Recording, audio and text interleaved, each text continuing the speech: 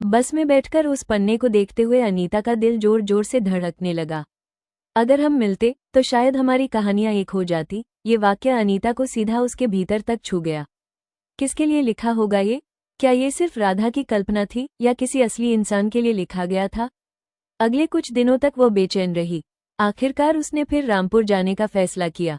इस बार वो सीधे राधा की माँ के पास पहुंची। उसने संकोच से वो पन्ना आगे बढ़ाते हुए पूछा, क्या आपको पता है ये किसके लिए लिखा गया होगा? बुजुर्ग महिला ने एक गहरी सांस ली। हाँ, शायद मैं जानती हूँ। राधा का एक दोस्त था, अर्जुन। दोनों कॉलेज में साथ पढ़ते थे, लेकिन हालात ऐसे बने कि दोनों अपने दिल की बात कह ही नहीं पाए।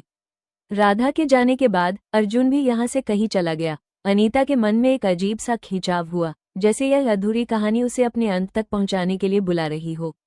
उसने रामपुर के पुराने कॉलेज का रुख किया। रजिस्टर में खोजने पर अर्जुन का पता मिला। वो पास के शहर में एक किताबों की दुकान चलाता था। जब अनीता दुकान में दाखिल हुई तो एक मध्यम उम्र का आदमी किताबें सजा रहा था। उसने ऊपर देखा। जी, आप कुछ ढूंढ रही हैं? अनीता ने धीरे से कहा। शायद आपको कोई ढूंढ रही थी। और उसने वो पन्ना उसकी ओर बढ़ा दिया।